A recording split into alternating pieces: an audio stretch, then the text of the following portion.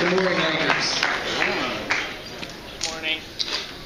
In one of my favorite movies, Forrest Gump, Jenny asks Forrest, "What do you want to be when you grow up?" Forrest thinks for a moment, replies, "I want to be me." How often do you get asked this question? Does your answer include some profession someone else has said you'd be good at? Why are our answers not, "I want to be happy, I want to be successful, I want to be a person of integrity, candor, character, a person with high morals and ethical standards"? Simply, "I just want to be me"? We live in a society that is full of stereotypes. We are taught as children we need to be accepted by everyone. In today's technological world, you're expected to wear the right clothes, say the right things, have the right friends, and participate in the right extracurricular activities. If I do this, wear that, say this, I'll be accepted. Behind me is a picture of my children. You think my son has any idea about what is cool? All he cares about is if what he's doing is fun. My wife and I asked my son what he wanted to be when he grows up. His answer was, "I want to be a princess." I told him, "Don't you mean you want to be a prince?" "No, I want to be a princess." My wife laughed. I told her, "We need to get him some G.I. Joes." Even I'm guilty of trying to push my son in a more traditional male role. I realized after I made that comment to my wife that I need to support my son in anything he wants to do, just as long as he's happy. So these are a couple things that I plan on teaching my children. 1, do not compare yourself to others. Be original. Don't change your style just to fit in. Walk your own path. 2, be open-minded. Don't judge a book by its cover. Don't stereotype. 3, understand your core values. Don't let anyone negatively affect what you believe is right. 4, be aware that you will not always be accepted by everyone, and that's okay. In your life, you will make decisions that your family and friends might not agree with. But in the end, they're your decisions. 4, be accountable to yourself. Take responsibility for your actions and always be true to yourself. And last, be courageous.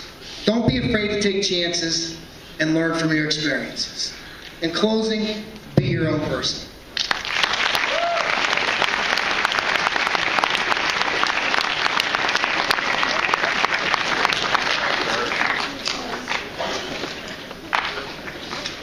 Scars. Many of us have them.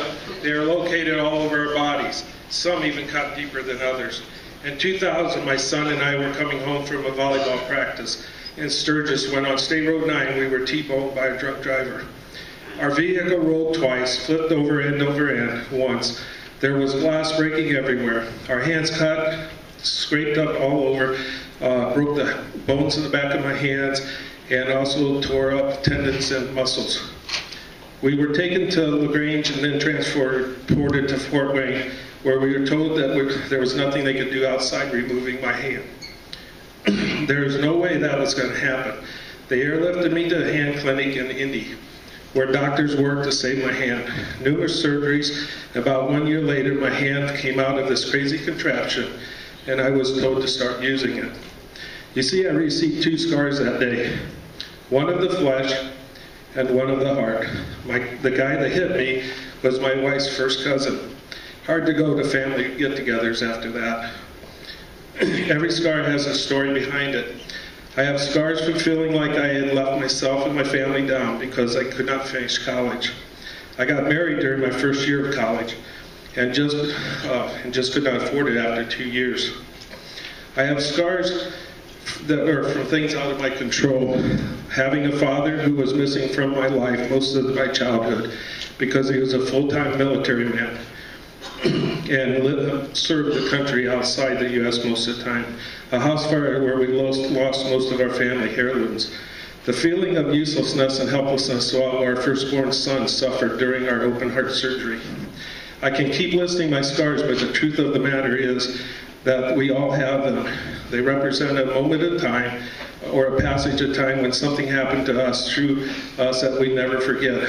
We receive scars in 2 ways, either by what has been done to us by people or what has been done to us by our own mistakes. Scars aren't something we should be ashamed of or try to hide. but instead they can be viewed as an opportunity to learn from them, to share about the healing that has occurred in our life. Use every scar to help you not make the same mistakes. My scars help me to motivate me, to educate me. They are who I am. I am valuable. I'm a commodity. There is no one like me, and I am worth something. What do your scars tell you? Are you learning from them? Are they making you a better person?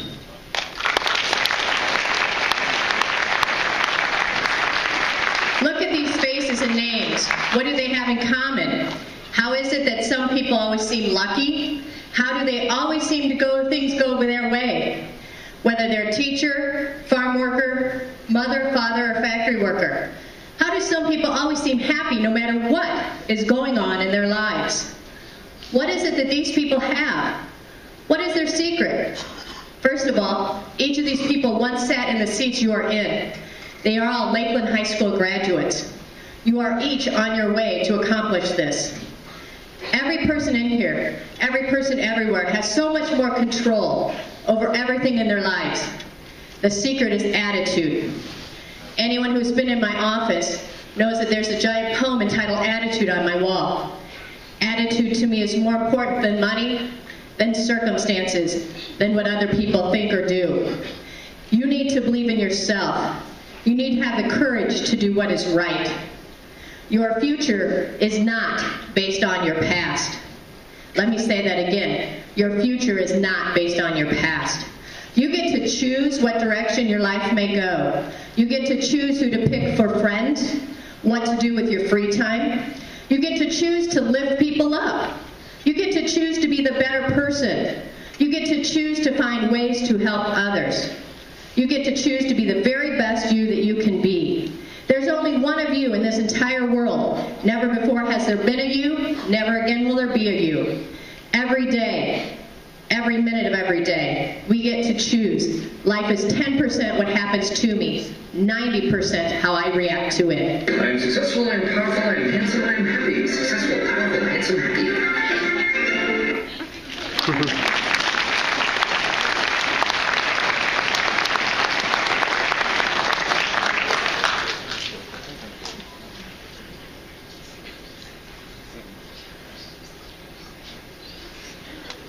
Most of you know that I grew up on a farm, but most of you don't know is that I grew up poor.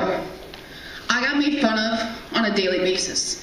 I got made fun of because I was fat, because I wore cowboy boots and Wranglers to school. I show up to school in a pair of Carhartts covered in cow manure from chores in the morning. I got made fun of because I just didn't fit in. Now that wasn't my only challenge. Since 6th grade, I got told that I wasn't going to graduate high school.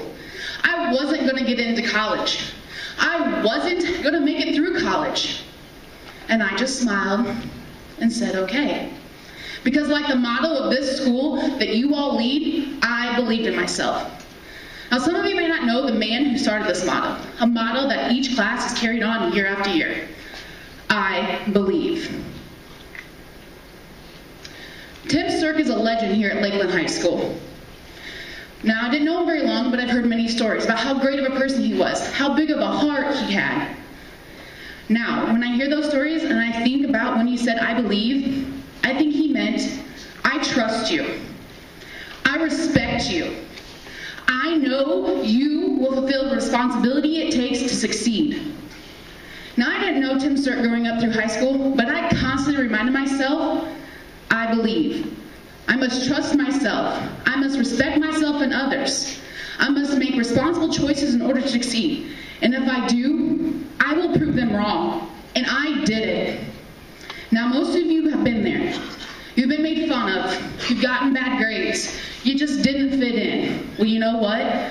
I believe in you. I trust in you. I respect you. I believe you will fulfill the responsibility it takes to succeed. Now, I want to end with all of us saying, I believe. I need Morgan Moore, Dalton Schmidt, and Josh Crowley come up here. Now, some of you have not been through this, but these guys are going to be the students, and you guys are going to be the crowd. When they say I, you're going to echo I. When they say I believe, you're going to echo I believe.